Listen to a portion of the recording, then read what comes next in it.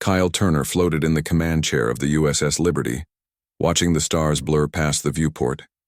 His 20 years of flying commercial routes had prepared him well for this mission, though nothing could truly prepare someone for their first diplomatic venture to Zirion Prime.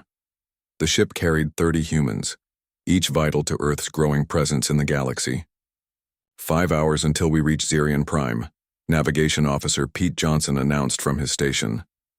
His fingers danced across the control panel, making minor adjustments to their course. Pete had worked with Kyle for 6 years, and they operated like a well-oiled machine. In the conference room, Ambassador Lisa Morgan reviewed her notes one final time. At 45, she was Earth's most experienced diplomat, having helped negotiate humanity's entry into the Galactic Council 15 years ago. Her gray-streaked hair was pulled back in a professional bun and her blue suit was crisp and unwrinkled. "The Korthak will resist our trade proposals," said Dr. Nathan Rivers, adjusting his glasses. The botanist leaned forward, pointing at the holographic display. "Their economy relies on controlling the rare mineral trade. Opening free markets threatens their power structure." Mike Phillips, the security chief, stood by the window, his muscular frame casting a shadow across the room. "I still don't like this. 30 humans with only me for protection, that's foolish." "The peace treaty forbids armed guards at council meetings," Lisa reminded him. "We're all equals here, remember? Besides, the council chambers are the safest place in the galaxy. Their security systems are legendary." The USS Liberty carried a diverse crew. In the medical bay, Dr. Rachel Martinez prepared her research papers on human-alien medical cooperation. In the engineering section, Chief Jim Davies monitored the engines while discussing the ship's performance with his team. The support staff, including cooks, technicians, and translators, went about their duties with practiced efficiency. In the crew quarters, junior aide Jason Blake sat at his desk, organizing documents for the ambassador. At 26, this was his first major assignment. His hands trembled slightly as he sorted through the data pads containing Earth's proposals for expanding trade routes in the Outer Rim. "Nervous?" asked his roommate, Kevin Wright, a translator who spoke 7 alien languages fluently. "A little," Jason admitted. "I just want everything to go perfectly." "Relax," Kevin chuckled. "The Galactic Council has been meeting for thousands of years. They know how to handle things." 2 days later, the USS Liberty entered orbit around Zirion Prime.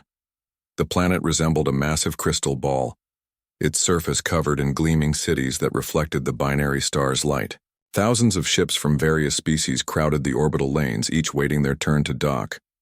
"Impressive," Kyle muttered as he watched a Sylvan battlecruiser, 3 times the size of the Liberty, glide past them with impossible grace. The council station appeared on their screens, a massive ring structure orbiting the planet. Its interior could hold 1 million beings simultaneously, with meeting chambers designed for every conceivable atmosphere and gravity combination. Inside the station's human quarters, the delegation prepared for the summit. Ambassador Morgan gathered her team in the common room. "Remember our primary objectives," she began, her voice steady and confident. "We need to secure mining rights in the Kepler sector and push for reduced tariffs on our manufactured goods. The Korthak will object, but the Sylvan and Gilek have already indicated their support." Dr. Rivers raised his hand. "What about the agricultural exemptions? The Bornex won't approve our grain exports without them." "That's secondary," Lisa replied. "We'll address it if time permits."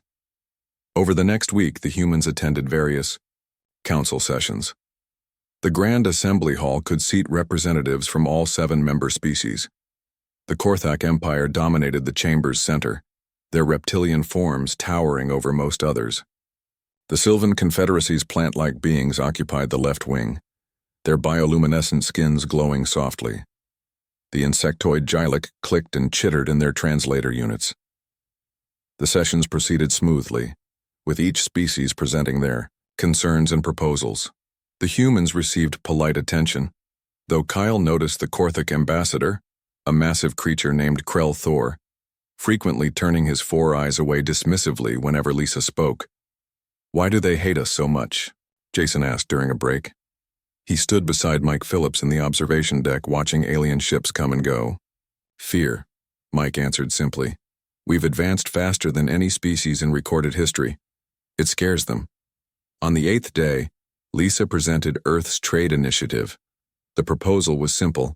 Create free trade zones in the outer rim where all species could trade without council oversight.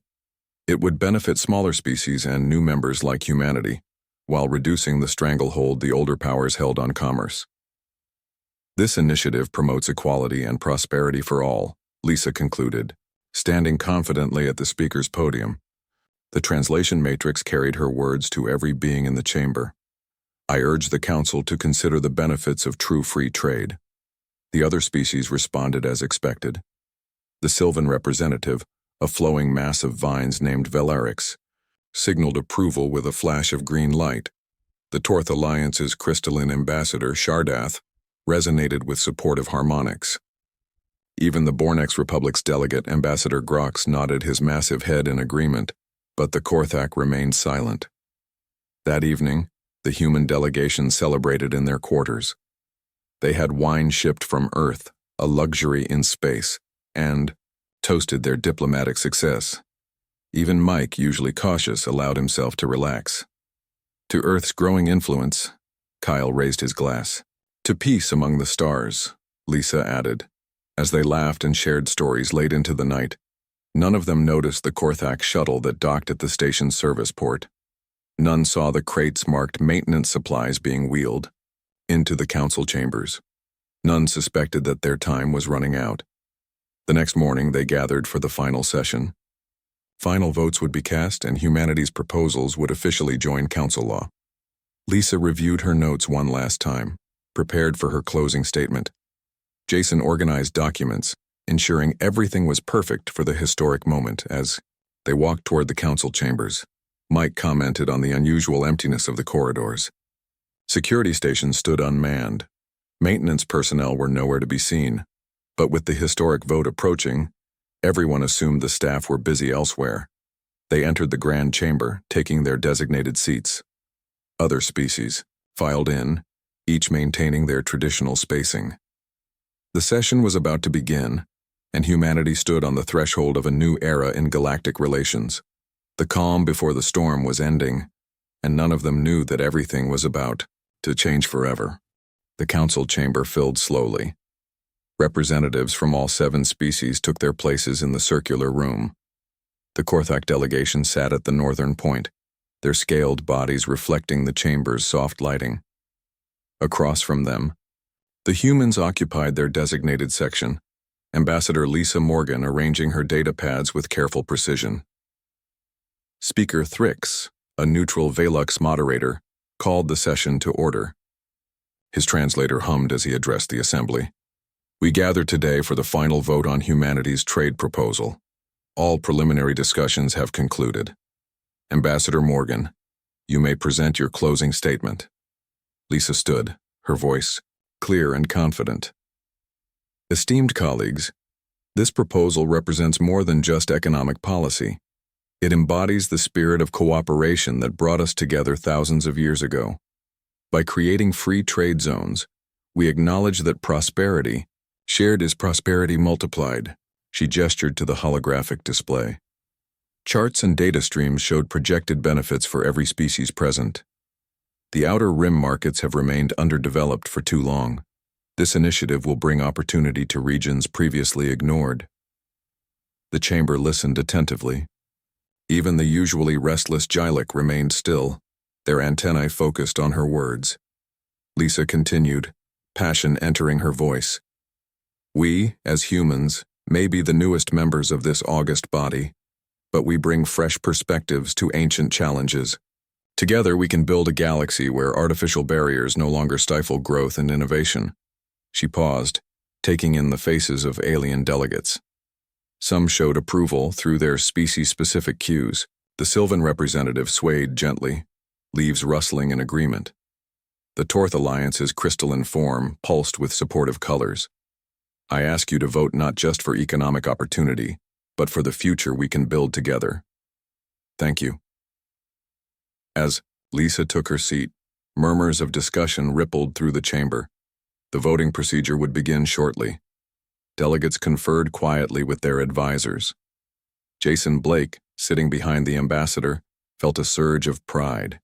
His preparation had been meticulous, and the presentation had gone perfectly. Speaker Thrix raised his ceremonial staff. The council will now. Korthak Ambassador Krell Thor suddenly stood, interrupting the procedure. His 4 eyes gleamed as he raised a small device above his head. Before anyone could react, the device pulsed with sickly green light. Everything changed instantly.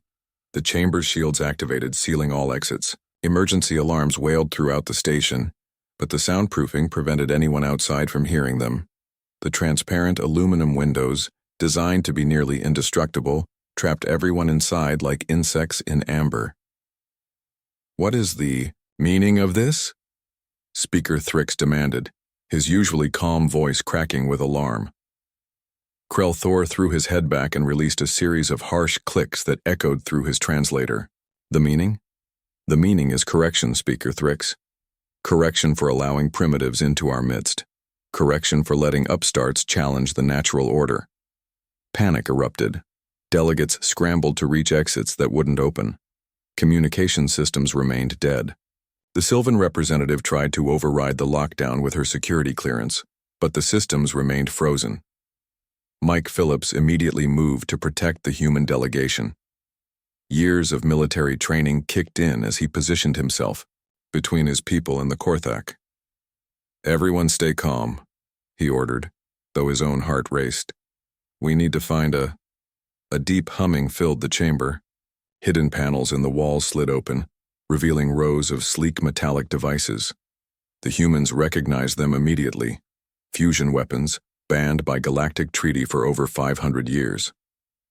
"Krell Thor, you cannot," began Valarix, the Sylvan ambassador, extending vine-like appendages in a gesture of peace. The Korthak ambassador cut him off. "I can and I will. This council has grown soft, allowing species that develop too quickly to join our ranks. Today, we purge the infection before it spreads."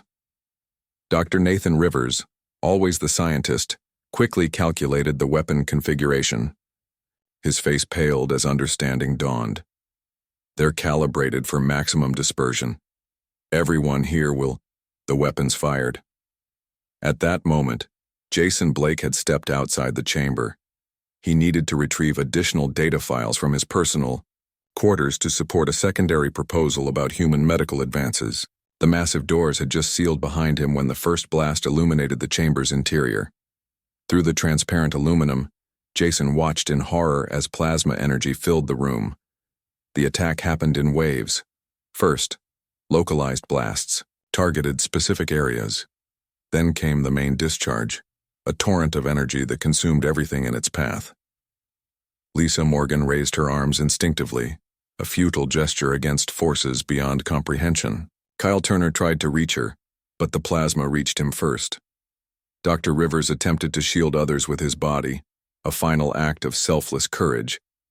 The Korthak delegates themselves perished alongside their victims. Krell Thor had activated a suicide protocol, ensuring no evidence of Korthak planning remained. The weapons consumed everyone equally, leaving no survivors within the chamber. 17 seconds. That's how long the massacre lasted. Jason's datapad automatically recorded everything through the window, though his hands shook too badly to actively document anything. The aftermath revealed the terrible truth. Every species present had lost their delegation. The Sylvan Confederacy's most peaceful negotiators gone. The Gylek Collective's wisest elders erased. The Torth Alliance's master diplomats annihilated. The Bornex Republic's trade specialists consumed. The Kryn Union's experienced mediators vaporized. The Velix Dominion's neutral arbiter destroyed. And humanity's first full diplomatic team eliminated in a single act of calculated violence. Jason remained pressed against the window, his breath coming in ragged gasps. His mind couldn't process the magnitude of what he'd witnessed. These were people he'd traveled with for weeks, laughed with just last night, planned the future with mere hours ago. Emergency protocols attempted to engage, But someone had carefully planned this massacre. Station security couldn't access the chamber from outside. Communication arrays remained jammed. The weapons continued their awful work until nothing remained but ash and twisted metal. Through his shock, Jason realized he needed to escape. Whoever orchestrated this might not stop at the chamber. His trembling fingers fumbled with his datapad, ensuring the recording was saved. Evidence. He had evidence of what happened. Moving on instinct, Jason retreated down the corridor. His quarters were 3 levels away. He needed to gather his belongings and find a way off the station. The shuttle bay. That was his best option. As he hurried through the empty passages, questions flooded his mind. Had the Korthak acted alone? Were other attacks happening simultaneously? What would Earth do when news reached them? He paused at an intersection, listening for sounds of pursuit. The station felt eerily quiet. Had they evacuated all other personnel before the attack? The level of planning required for this massacre suggested extensive preparation. Jason reached his quarters and quickly packed essential items. His hands shook as he gathered his datapad, identification, and emergency credits. Each movement felt surreal, like he was trapped in a nightmare. As he prepared to leave, he noticed his reflection in the mirror. His face was pale, eyes wide with shock. He was the sole human survivor of the council delegation. The weight of that responsibility crashed over him like a physical force. He accessed the station's directory through his quarters terminal. Docking bay classifications scrolled past until he found what he needed: human shuttle authorization codes. The USS Liberty had deployed 2 shuttles for surface visits. One remained docked at level 42. Moving carefully through maintenance corridors, to avoid main passages, Jason worked his way toward the docking bay. Every shadow made him jump. Every distant sound sent his heart racing. The station's automated systems continued functioning, oblivious to the tragedy that had occurred. After 30 minutes of careful navigation, he reached the docking level. The shuttle sat in its berth, powered down but ready for departure. His authorization worked perfectly. The hatch opened with a soft hiss. Inside the shuttle, Jason initiated startup sequences with methodical precision despite his internal chaos. As the engines hummed to life, he opened a communication channel to the USS Liberty, still in orbit. "Captain Turner, this is Jason Blake. Please respond." Silence greeted him. He tried again. "USS Liberty, this is Junior Aide Blake. Emergency situation. Please acknowledge."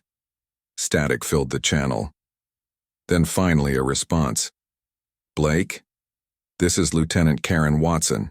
Captain Turner hasn't returned from the council meeting. What's your status?" Jason's voice caught in his throat. How could he explain? How could he tell them that everyone was gone? "Lieutenant Watson, all council delegates are..." He swallowed hard.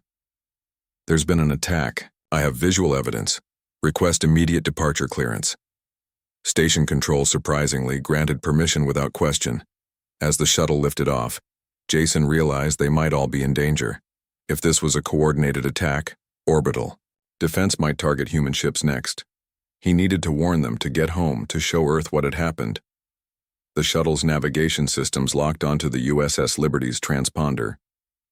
4 days after the massacre, Jason Blake's shuttle docked with the USS Liberty. Lieutenant Karen Watson met him at the airlock, her face filled with worry. Behind her stood the remaining crew, their expressions shifting from relief to horror as they noticed Jason's ghostly pale complexion and trembling hands. "Where's Captain Turner?" Karen asked immediately. "Where's the ambassador? Where's everyone?" Jason's legs nearly gave out. "They're gone. All of them. Everyone's gone." Karen steadied him as they moved to the medical bay. Dr. Rebecca Martinez examined him, finding him physically unharmed but severely shocked. As medication calmed his shaking, Jason began to recount the events. The crew gathered around, faces growing darker with each word. "I recorded everything," Jason said, holding up his datapad. "The Korthak triggered weapons hidden in the chamber. Walls, fusion weapons, they killed everyone, their own people too. The bridge crew played the recording in silence. 17 seconds of horror filled the room. When it ended, the quiet stretched for a long moment until Karen Watson's fist slammed onto the table. "Take us home. Maximum speed." The journey to Earth took 2 weeks. During this time, Jason worked with technical experts to enhance the video footage, eliminating any possibility it could be dismissed as fake. The Liberty's communications array transmitted compressed data bursts toward Earth, but the full impact would require Jason's eyewitness account. On April 15, 2157, the USS Liberty entered the Sol system. Earth's defense grid recognized their signature and cleared a priority path. Military escorts joined them as they approached Earth orbit. Media broadcasts had already spread news of the missing delegation. Now they would learn the truth. Ground control directed them to Camp David spaceport. As the shuttle descended through Earth's atmosphere, Jason watched his home planet with new eyes. The cities, the oceans, the clouds, everything looked different now. They'd lost something precious in the stars, and he carried the weight of that loss. President Richard Hayes waited at the landing pad with Secretary of Defense Patricia Walsh and Director Alan Foster of Unified Intelligence. Behind them stood media crews from every nation, cameras tracking the shuttle's descent. The hatch opened. Jason stepped out first, still wearing his wrinkled conference attire from Xerion Prime. He walked slowly toward the president, who met him halfway. "Son," President Hayes said, placing a hand on Jason's shoulder, "tell me everything." The debriefing lasted 6 hours.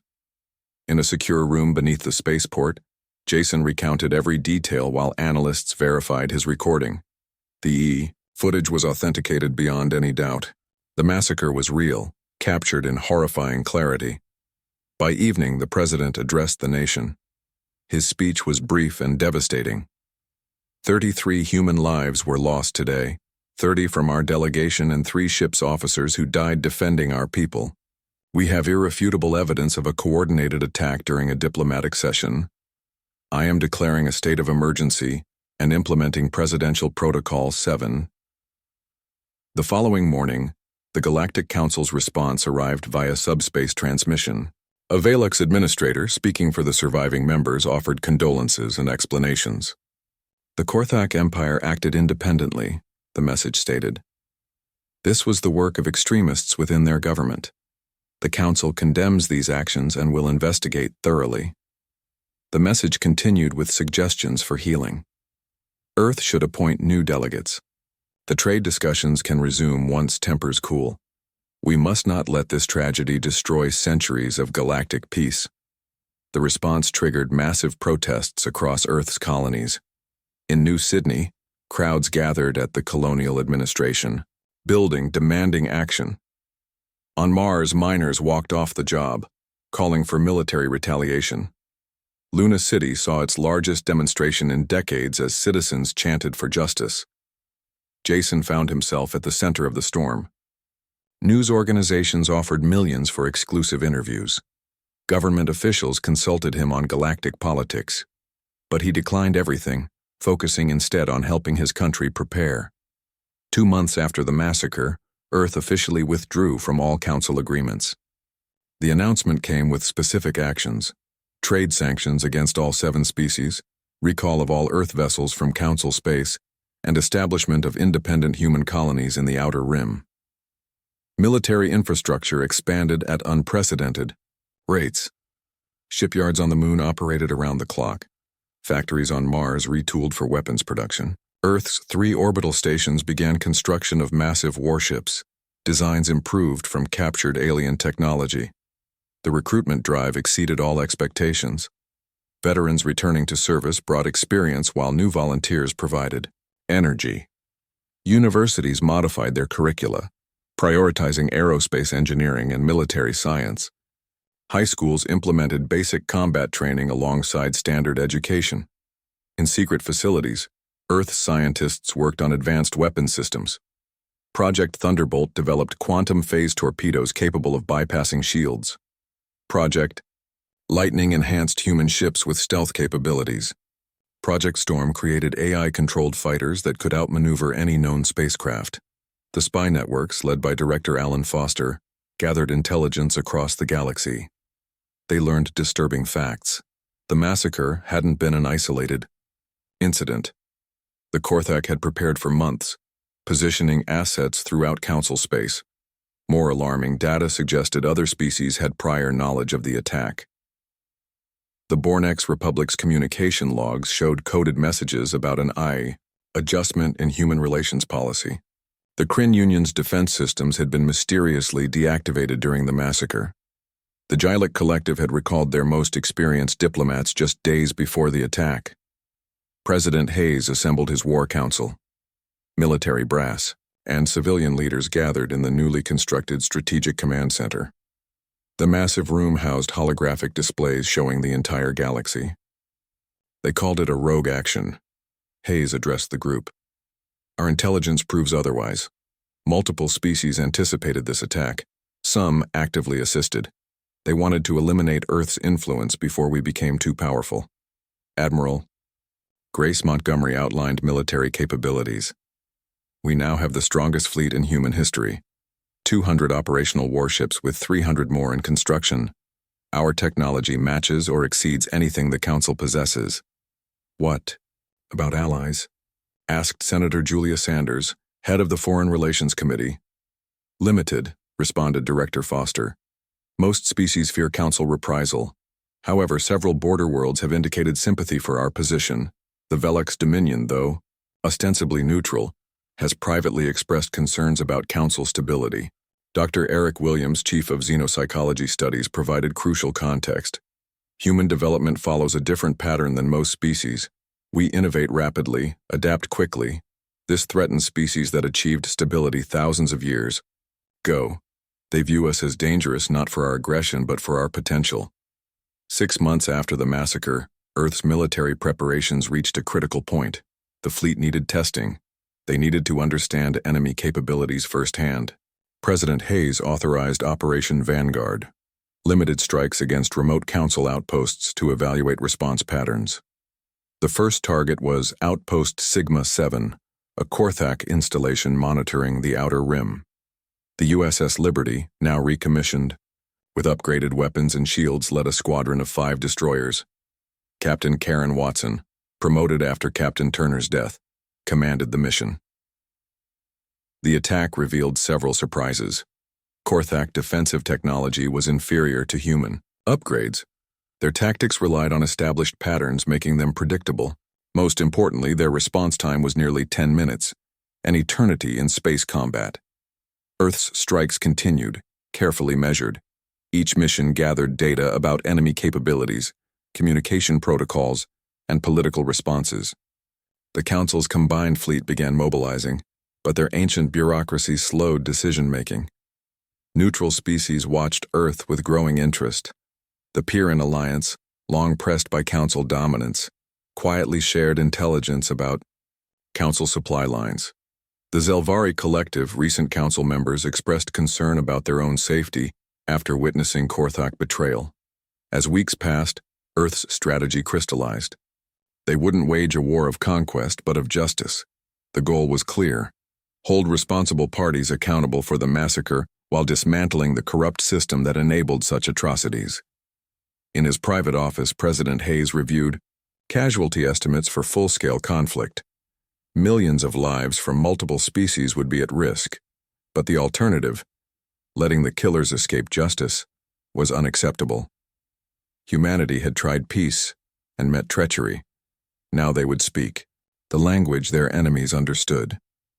The president drafted his declaration of war, scheduled for global broadcast. Earth would state its case to the galaxy. We sought friendship and received death. We offered cooperation and faced conspiracy. We extended hands in peace. They seized them with blades. Humanity's message would be clear.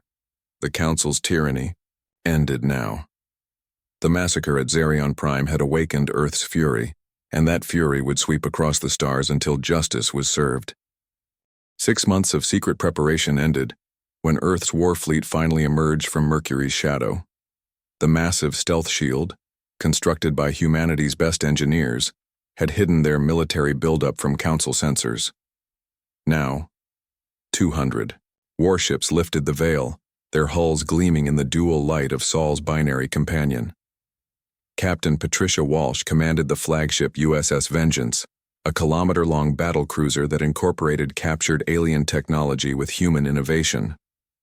Her bridge crew represented Earth's finest, Chief Engineer Ben Cooper, who had revolutionized human quantum drive technology, Weapons Officer Lisa Carter, master of the new plasma cannon systems, and Navigation Officer Ryan Torres, expert in navigating the newly discovered wormhole network.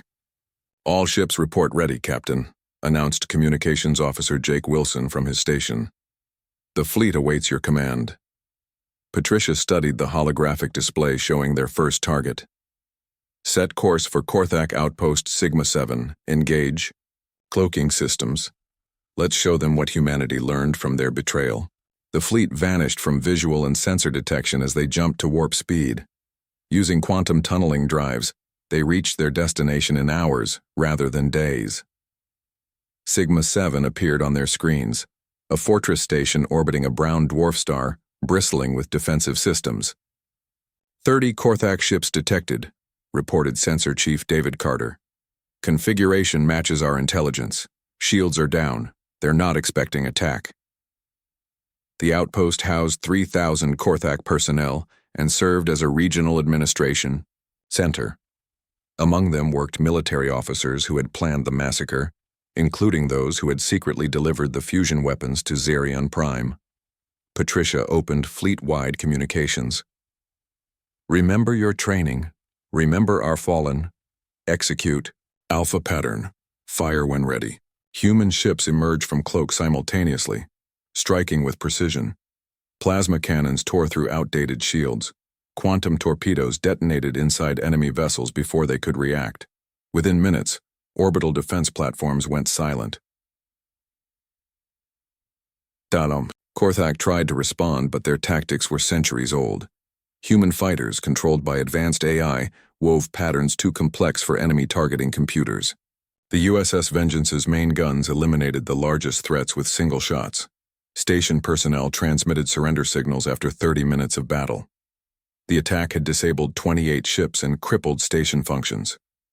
Medical facilities, living quarters, and civilian areas remained intact, deliberately spared by precise targeting. "Send boarding parties," Patricia ordered. "We need their databanks intact." Captain Brandon West led the assault team, specialized soldiers, trained for zero-gravity combat. They secured the station methodically, encountering minimal resistance. Most Korthak personnel had taken shelter in emergency bunkers.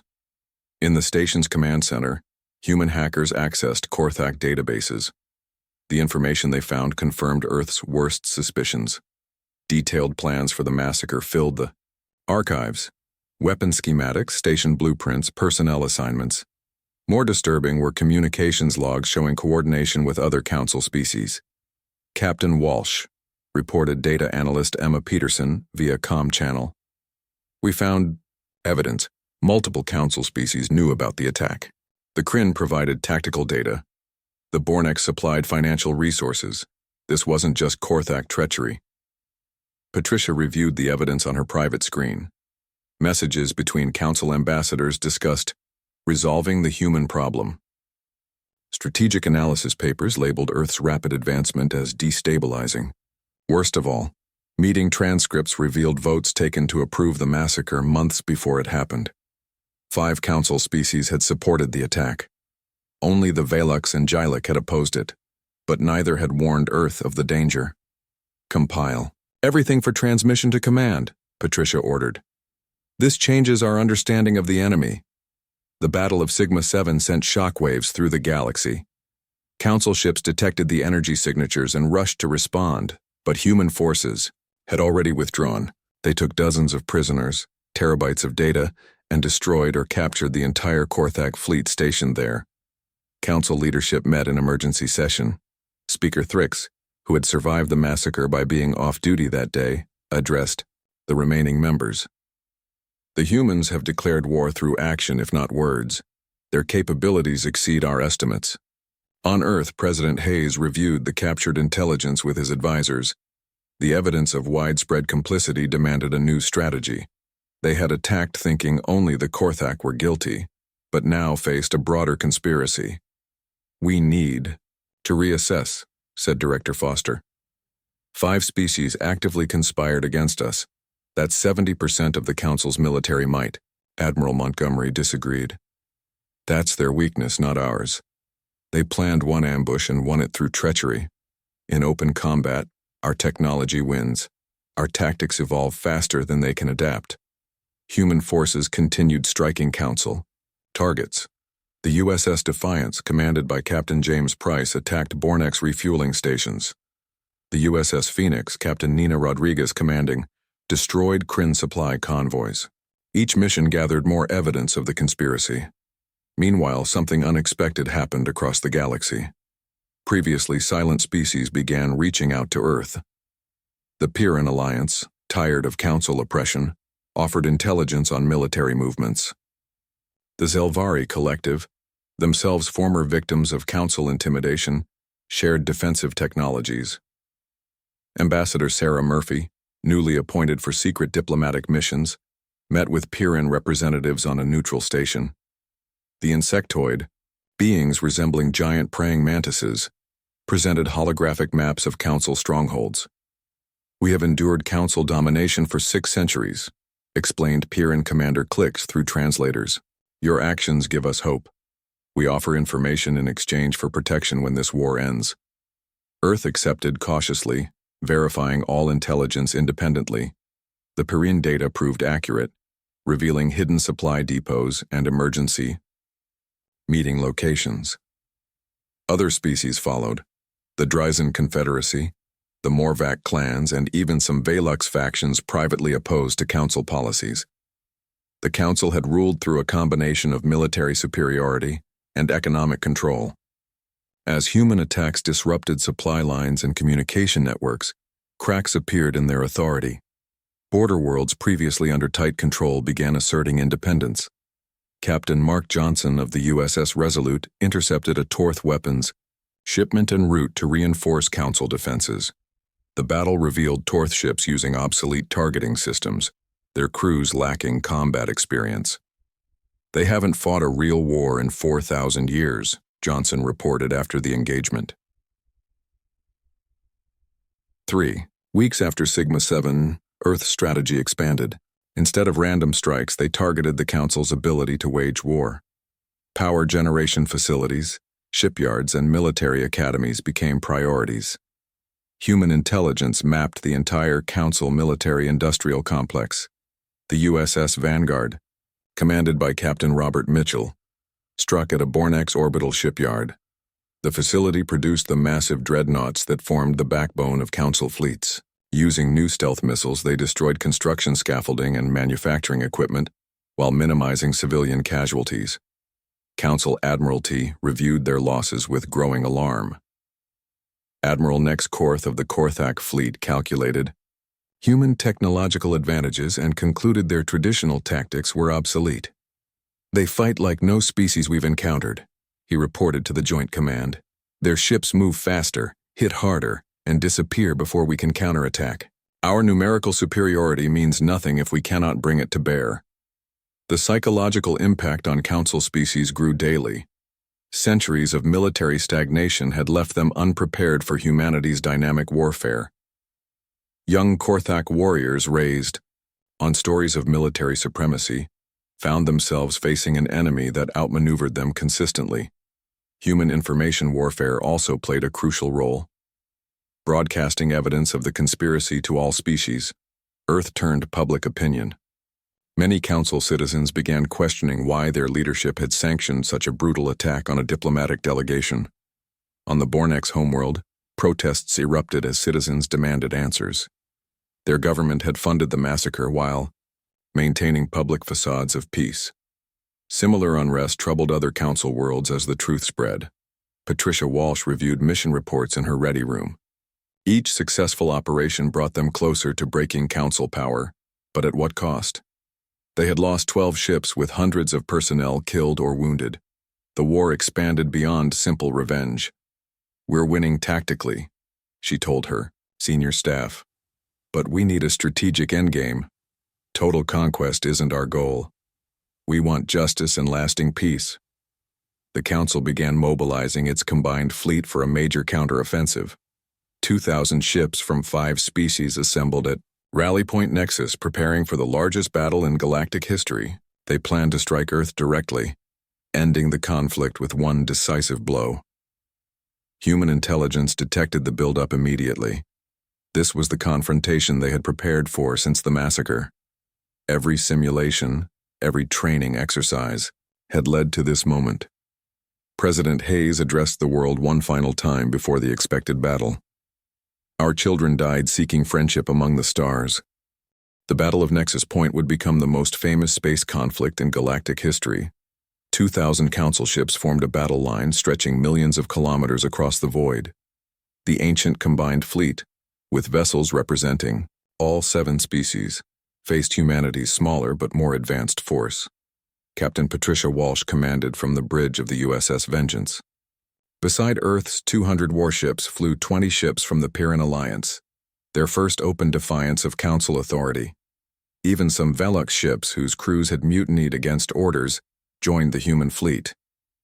Enemy vessels maintaining formation, reported Sensors Chief David Carter. Confederate command ship USS Defiance 3,000 kilometers to port. The Council's flagship, a massive Korthak dreadnought named Final Authority, led their formation. Its weapons alone outmassed many human vessels, but Council Admiral Nex Korth relied on outdated tactics that prioritized intimidation over mobility. Patricia opened fleet communications. All ships, remember the Fallen. Remember Xerion Prime. Execute Dragon Pattern. Human ships scattered instantly, breaking into unpredictable attack formations. The quantum drives pushed them beyond Council weapon tracking speeds. Council gunners, trained for centuries on steady, predictable battles, found themselves unable to target the darting human ships. Captain Jake Wilson, leading Black Squadron, in modified fighters, dove beneath the Council line. His AI-controlled wingman mirrored his movements perfectly. Target their command and control. Disable communications before they can coordinate. The battle lasted 3 days, longer than any modern space engagement. Council ships, designed for shorter conflicts, began showing system failures. Human vessels, equipped with self-repair nanobots and modular construction, maintained combat effectiveness throughout. On the flagship bridge, Patricia watched tactical displays with fierce concentration. Status report all sectors. Bornex ships attempting to regroup on our port flank. Lisa Carter reported from weapons control. 2 Torth heavy cruisers disabled. Korthak main formation breaking apart. The Council had trained for set-piece battles where massive ships traded fire until one side surrendered. Human commanders employed hit-and-run tactics, targeting specific systems instead of trying to destroy ships outright. Shield generators, weapon arrays, and propulsion systems became priority targets. Quantum torpedoes away, announced Ben Cooper as another salvo struck a Gilic battleship's reactor containment. The ship's lights flickered before it went silent, drifting without power. By day 2, momentum shifted decisively. Council admirals, seeing their coordinated attack dissolve into chaos, attempted to withdraw their damaged vessels. But human ships working in perfect synchronization prevented orderly retreat. Captain Sarah Chen of the USS Liberty scored the engagement's symbolic victory. Her upgraded ship, once home to the massacred delegation, penetrated the command ship's defenses. For Ambassador Morgan, she transmitted before firing the killing shot. The Final Authority, its shields compromised and weapons offline, tried to ram the nearest human vessel. But quantum tunneling technology allowed the USS Phoenix to simply phase through its hull, emerging unscathed on the other side. Without their flagship, Council resistance collapsed rapidly. Over 1,500 ships lay crippled or captured. Human losses numbered only 30 vessels, with many damaged ships already undergoing repairs. As the battle ended, messages flooded subspace channels. Species previously silent now openly condemned the Council's actions. The Zelvari Collective announced full support for Earth. The Drazen Confederacy offered territorial transit rights for human missions. President Hayes addressed the galaxy from the Oval Office. We sought justice for 33 murdered delegates. We found a conspiracy that poisoned the very concept of galactic peace. Today marks not just victory, but the birth of a new era.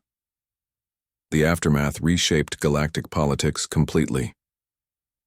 Earth established the Free Species Alliance with former Council victims. Trade routes opened directly between independent worlds, bypassing Council taxation. Technology sharing accelerated development across multiple species. Within 5 years, the old Council dissolved entirely.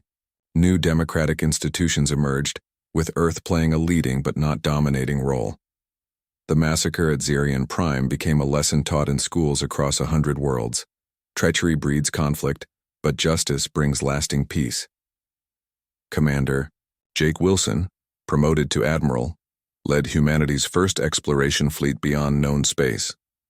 Where once humans had been junior members seeking acceptance, they now stood as liberators who'd proven that courage and innovation could overcome ancient tyranny. The stars that once held only danger for humanity now beckoned with infinite possibilities. The massacre had ignited their fury, but that same fire forged them into guardians of a better galaxy. Earth's children would grow up knowing that when evil strikes, the human spirit strikes back harder, faster, and smarter, earning respect, not through submission, but through the unbreakable determination to make the universe a better place for all species. 3 decades later, beings throughout the galaxy would speak of humans with mixture of respect and caution. The species that refused to accept injustice, that turned tragedy into triumph, remained forever changed by one simple truth. They had entered the cosmic community seeking friendship, found only death, and emerged as the galaxy's unexpected heroes.